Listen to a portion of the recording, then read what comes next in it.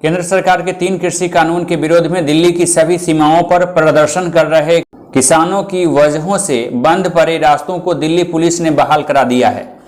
पहले गुरुवार को टिकारी बॉर्डर का एक रास्ता खोल दिया गया, जिसके बाद आज दिल्ली पुलिस गाजीपुर बॉर्डर पर लगे बैरिकेडिंग को हटा रही थी। इस घटनाक्रम पर कांग्रेस नेता राहुल गांधी ने ट्वीट किया है। उन्होंने अपने ट्विटर वॉल पर लिखा है कि अभी तो सिर्फ दिखावटी बैरिकेडिंग हटे हैं, जल्द ही तीनों कृषि कानून भी हटेंगे। पीलीभीत से सांसद वरुण गांधी ने सरकारी मंडियों में व्याप्त भ्रष्टाचार पर अधिकारियों की क्लास लगा दी।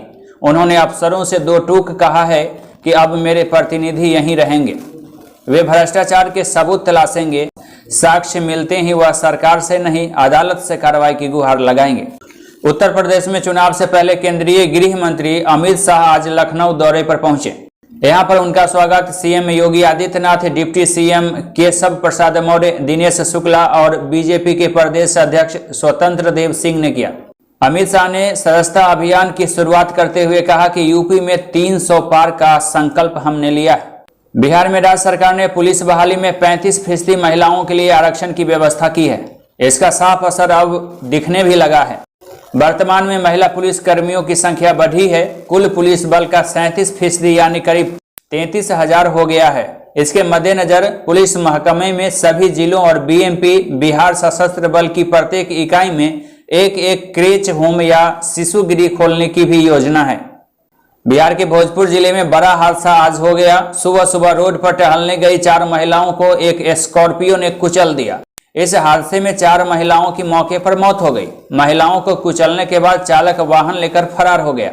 त्योहारों के दौरान यात्रियों की भीड़ को देखते हुए दुर्ग पटना दुर्ग छठ फेस्टिवल ट्रेन का शुरुआत किया गया है।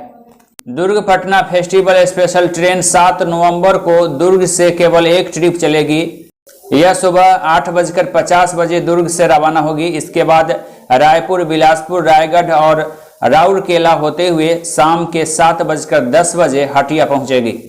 मोतिहारी में पंचायत चुनाव की बंजरिया प्रखंड में गहमागहमी दिख रही है। प्रमुख के खिलाफ यहां मोर्चा खोला गया है। आनंद प्रकाश ने यहां कहा है कि यहां स्वास्थ्य शिक्षा की व्यवस्था नहीं है, बाढ़ से लोग त्रस्त हैं। पंचायत चुनाव को लेकर बंजरिया प्रखंड में नामांकन के लिए भीड़ उमड़ी थी। इस मौके पर उन्होंने पत्रकारों से बातचीत की। खेल का मैदान नहीं है पूरे बंजरिया क्षेत्र में। 2 लाख 2.5 लाख की आबादी है यहाँ पूरे बंजरिया क्षेत्र में। तिरवा से लेकर के फुलवार से लेकर के बंजरिया पंडाल तक पूरा तिरवा और बहास का इलाका जो है पानी में डूबता रहा है। यहाँ न कोई स्वास्थ्य की व्यवस्था है, हर तरफ अव्यवस्था का आलम है।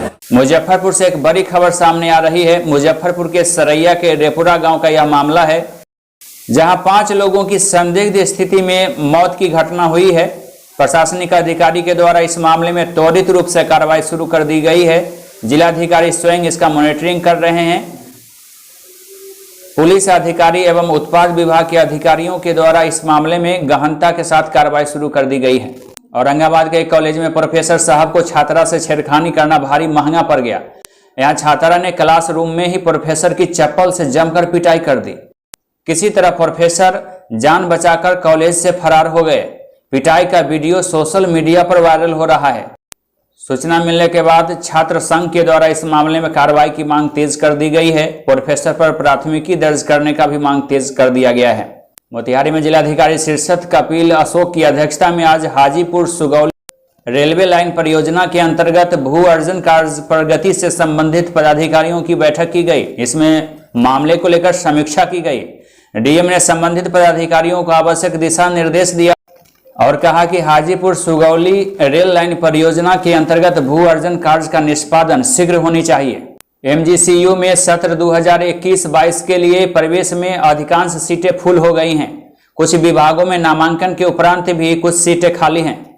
डुमरा में प्रखंड स्तरीय फुटबॉल प्रतियोगिता का आयोजन किया गया, जिसमें मुख्य अतिथि के तौर पर बाघमारा विधायक ढुल्लू महतो मौजूद थे। उन्होंने इस कार्यक्रम की शुरुआत की। बंदरा प्रखंड मुख्यालय में शुक्रवार को पंचायत चुनाव के नामांकन को लेकर अभ्यर्थियों के आवेदनों की समीक्षा की गई। समीक्षा के पश्चात 10 अभ्यर्थियों के आवेदनों को अस्वीकृत कर दिया गया और इनकी सूची जारी कर दी गई। आजादी के अमृत महोत्सव के तहत कार्यक्रम का आयोजन मोतिहारी में किया गया। ज्ञान आकलन और विषय जनित समझ को विकसित करने के लिए यहां सेमिनार का भी आयोजन किया गया। टीडीसी पार्ट 1 की परीक्षा मोतिहारी में शांतिपूर्ण तरीके से संपन्न हुई। पहली पाली में यहां 625 छात्र छात्राओं ने भागीदारी निभाई। दूसरी पाली में 2685 परीक्षार्थियों ने भाग लिया। मुंशी सिंह महाविद्यालय परीक्षा केंद्र पर इसका आयोजन किया गया था।